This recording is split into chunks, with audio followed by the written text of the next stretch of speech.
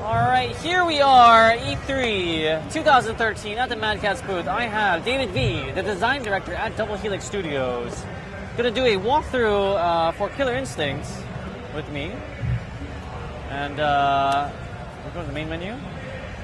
Now, how did this all come about? Because I, as a Killer Instinct fanatic, I thought that the franchise was laying dormant forever. It was just dead. But all of a sudden, 2013, Xbox One gets announced, and the volcano just erupted in my face. How did this all come about? Well, it's been 17 years, and basically just the right time, the right place, the right technology, and the right team finally came together. Microsoft came to us. We put together a demo, and just based on the gameplay, they were like, wow, this is Killer Instinct. You got the spirit of it. And we've been moving forward ever since then. Can you tell me, as a developer, do you feel any pressure that you guys are the first fighting game for next gen? Absolutely, absolutely. I mean, we're sort of going to carve new territory. Like, we're going to set expectations for what next gen can do. So it's, there's a lot of pressure, but we love it. Like, we want to be the first and be able to be there. Stepping up for the challenge. Yeah. All right. Now, a hot topic among fighting games has been the free-to-play business model.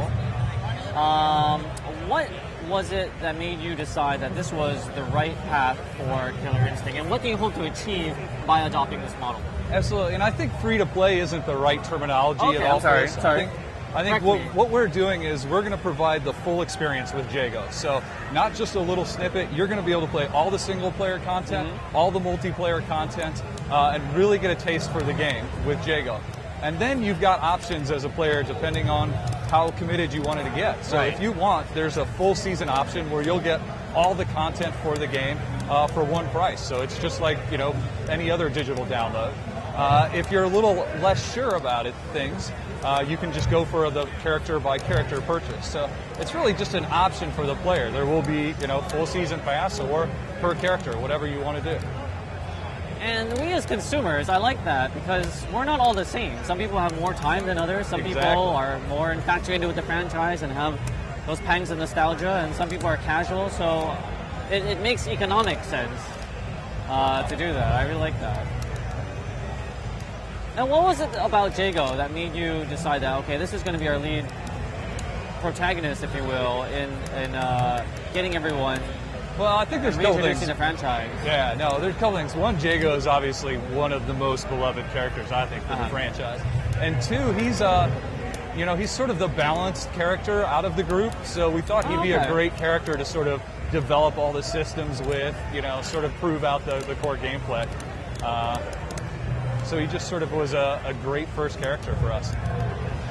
In these past couple of days, what have you seen in terms of the fan response after the trailer has been released? The fan response has been amazing. From just the general public, like so many messages like, "Oh man, we've been waiting." One person said, "You made a grown man cry." 17 years of hard time without KI. It's just been phenomenal. It's like a dream come true, I think perhaps most fans would agree that the heyday of Killer Instinct was during the arcade version with KI1. What have you sort of learned from KI1 and KI2 to bring it back to the core when it was at the height of the FGC mountain? Yeah, I mean, for us, what made KI special was just how big everything was. It was sort of over the top, very loud, and we want to bring those things back. Like the announcer, bring that voice back. The characters over the top. Is that the same guy? Is he still alive after 17 years? We're working with him very much. We haven't finalized exactly what's going to happen, so we're hoping to get him back and in the picture. Does he have a speech impairment? Is he stuttering? No, he's still great, man. Okay, great. I remember going to the restroom of the arcade, and you would hear his voice at the urinal, and I'm like trying to get back to the arcade. Yeah. But yeah, I still remember the character select music was obviously awesome, and that voice, man, when you heard Combo Breaker, just massive. Now, for a lot of people that may not know, you have gathered an ensemble of like the FGC designers and programmers. Can you give a sort of a list of people that you are working with to make sure that this is the authentic deal? Yeah, absolutely. I mean, we have brought in people who have been working on games like Weapon Lord. We got Dr. Dave Winstead. At Microsoft sides, James Goddard. Those guys both were involved with Street Fighter 2, I think Hyper, I believe. Hyper? Wow, okay. Mike Z, creator of Skullgirls, has also been involved on the programming side also. He's just been amazing. Like, that guy is a machine. He is just obviously brilliant with fighting games and brilliant with code. And that combo, it's unbelievable. Campbell Tran, Bucktooth, is working on the Microsoft publishing side as a design consultant also. So just some of the best, plus, we've been doing focus tests with people in the community. One of the great things about being in Orange County is obviously the FGC is pretty big there. The heartland. We've been doing play tests with various peoples and just trying to get opinions and thoughts as early as we can.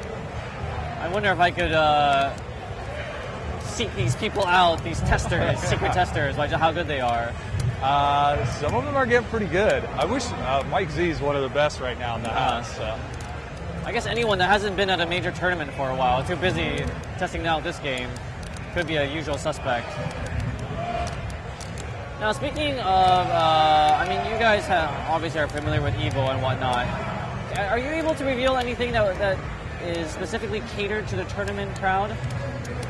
No, we unfortunately aren't yet, but what I will say is that we have heard the community loud and clear, and Microsoft is a great partner to be working with.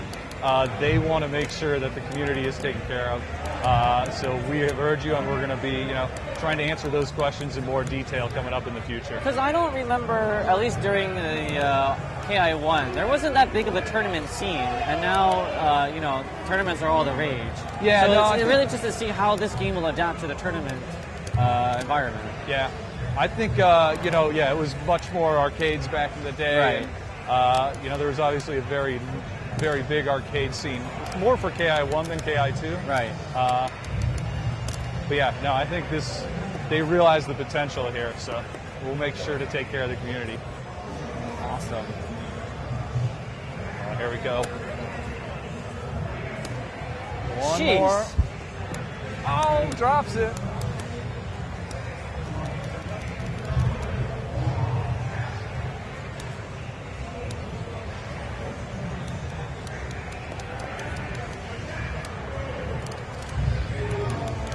Yeah, Saberwolf's got that run mix-up that can go under fireballs or over fireballs, or do a launcher. He really, he seems like a very strong character. There's a lot of safe moves on block, and I know this game is heavily reliant on whiff punishes. Yeah, no, I think, that is definitely something different with KI than a lot of other games, that the specials in general aren't very punishable. So it's a different type of game. You've got to get used to the aggression and blocking and try to, sort of provide counter-aggression rather than wait for a punish opportunity. So, as of now, it seems like the aggressor is really rewarded in this game. Yeah. But if I have a more reserved personality, I like to stay on the defensives, crouch in a corner all day and just chuck fireballs, or like to turtle up. Do I have any hope in this game? Absolutely. I think, for us, the original KI, one of the things we thought it in some ways lacked was more variety in the gameplay types. Different archetypes, and we definitely, we've been talking about what we call the triangle of gameplay. Getting a zoner in there, a grappler, a rushdown character. A grappler in KI? And finding groups in, that sort of fit all of those things. So, we're going to work hard to sort of make sure that anyone can play this game with their type of character that they want to play. Oh. Whew. And Jago sits right in the middle of that triangle. He's got a little bit of everything, With the shadow cancels of the throws, he's got a little bit of grappler in him. Obviously, the Endo Kukin gives him a little bit of zoning. And he can rush down a little bit also once you got Shadow Meter. Jeez. Getting mauled by Saberwolf here.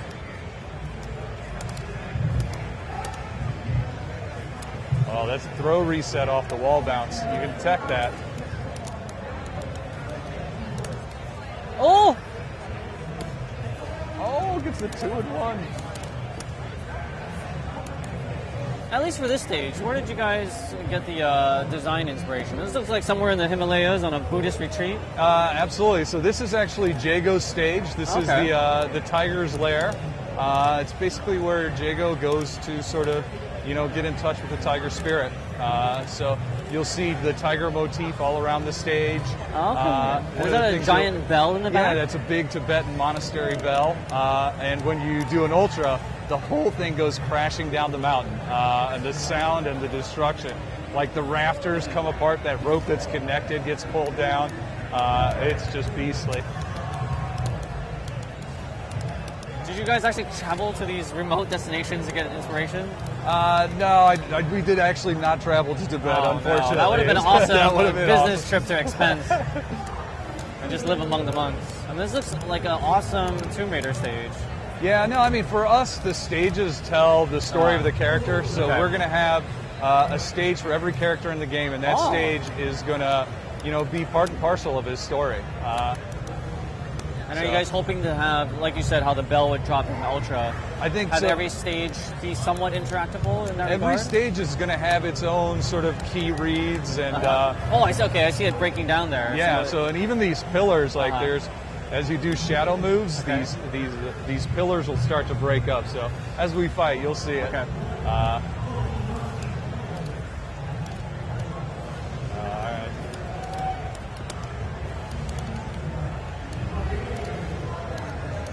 Killer Instinct is so reliant on the arcade crowd that played it way back in the day, and they want to get back into it and relive their childhood memories.